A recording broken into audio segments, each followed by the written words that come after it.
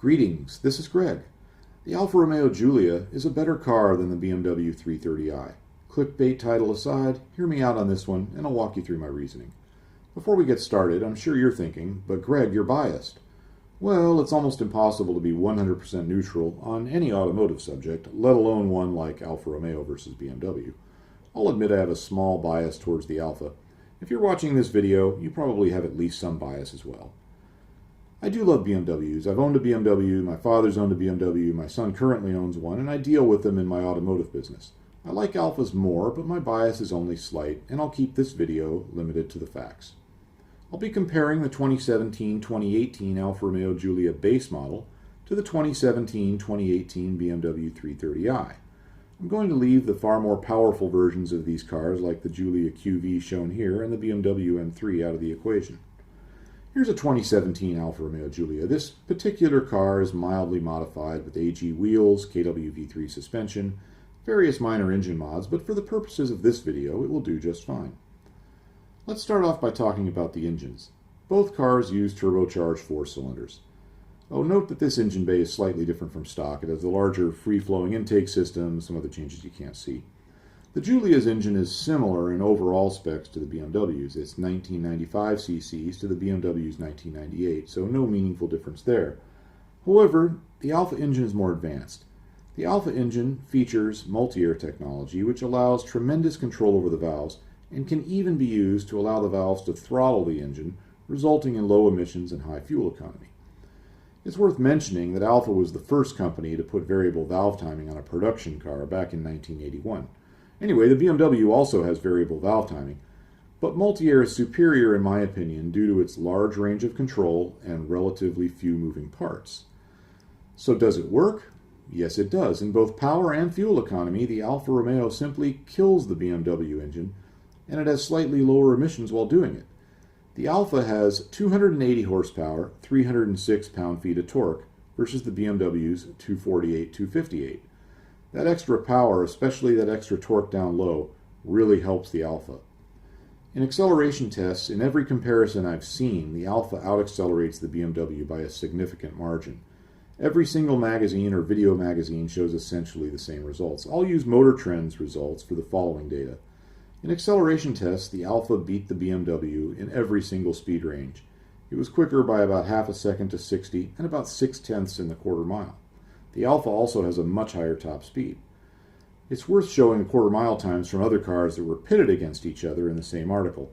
The Alfa outruns everything in its class. So the Alfa is faster than the BMW and by a pretty significant margin. But what about fuel economy? Typically, when two cars are about the same size and weight as these two are, if one is much faster, it's usually at the expense of fuel economy. However, that's not the case here. The Alfa's more advanced engine enables it to best the BMW, not only in power, but in fuel economy. The EPA estimates for the cars are essentially the same. One has 1 more mile per gallon highway, the other has 1 more in the city. However, those EPA ratings are estimates and are not realistic. Motor Trend checked the actual fuel economy, and again, the Alfa trounced the BMW. 4 more miles per gallon on the highway is significant. Less burn fuel is also good for the environment, so on every measurable and objective criteria, the Alfa's engine is superior. Let's talk about the suspension. Allow me to quote from the Motor Trend comparison. They're speaking about the Giulia here, and I quote, "It was the nearly unanimous driver's favorite, simultaneously a marvelous car to drive fast and still a comfortable commuter. The steering is quick, responsive, and talkative. The chassis responds perfectly to every input while muting every bump. More than any car here, it put the sport in sport sedan without suffering a jarring ride as a trade-off." Unquote. Now there's a good reason for this. The Alfa suspension is far superior to the BMW's. It uses a very well-built and sophisticated multi-link setup, front and rear. It's essentially what you would find on an exotic car. Here's the front suspension for the Giulia. Again, this one has KW coilovers. The stock suspension uses coilovers as well, but these are better. The BMW uses a fairly advanced rear suspension, but the front suspension is just an upgraded economy car type, and that's not an exaggeration. It's a strut type that's a little different from what you would find on a Fiat 500 Abarth. It's not bad, but it's not what you would expect in an expensive sports sedan. The M3 is the same way. That's part of the reason it loses to the Giulia QV in every track showdown I've seen published so far. The Giulia's rear suspension is every bit as good as the front, and again, it's about what you would find on an exotic car. I'll add that the KW suspension kit you can see here is incredible. In stock form, the Giulia will handle with any sports sedan in its class. With the KW kit and upgraded tires, it will outcorner cars costing over twice as much, and not only sedans. Now let's talk about reliability. Nearly every journalist brings this up. They often end their comparison saying that the Alfa cleaned up, but we're not too sure about reliability. I'll quote one such comment, and I quote, "The Giulia is a car we're willing to gamble on despite its reliability legacy," unquote. Reliability legacy. Really, that's interesting. The last Alfa sports sedan that was sold here was the 164 in 1995. It was a pretty good car. It wasn't fantastic, but it was pretty decent. Well, what was BMW doing then? They were replacing engines in less than 30,000 miles due to the Nikasil issue. If you don't know what I'm talking about, Google BMW Nikasil. I find it extremely biased that journalists always seem to mention Alfa's reliability issues of the past when they were minor compared to those from BMW, Audi, and the others. So what about this new Alfa? Is it reliable?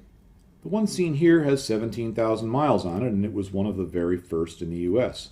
I know the entire service history of this car. It had some minor drivability issues related to the engine start-stop function when it was brand new. That was fixed by a flash update, which all the Giulia should have by now. The only other issue is a minor coolant leak, which was also fixed, and there's a TSB out on that. Let's look at some official data. If you go to the National Highway Transportation Safety Administration's website and search for BMW, you'll get so many results you can't go through them all. BMW just recalled 1.4 million cars because they tend to catch on fire. Let's look at the page for Alfa Romeo. It doesn't seem to be this reliability train wreck that journalists and forum trolls seem to know about. The truth is that it's a new car, and there may be some minor issues, as I mentioned earlier, but those seem to be behind us now, and the Giulia, for the most part, is just as reliable as anything else, at least in terms of the big picture stuff, engine, transmission, and so forth. I'm going to briefly go over comfort. This topic is so subjective, it's not worth spending a lot of time on it. I've ridden in both cars a fair amount. I'm a fairly large person. For me, the level of comfort in the Giulia has more to do with which seats are installed. I find one type to be nicer than the other, but you would have to sit in them and the BMW for yourself and judge this for yourself. I personally like the Giulia a little better for comfort if it has the upgraded seats, but that's just my opinion. So those are my reasons. It's performance, fuel economy, and the overall driving experience combined with comfort and practicality, to me, make this case a slam dunk for the Alfa. Thanks for watching. Have a great day.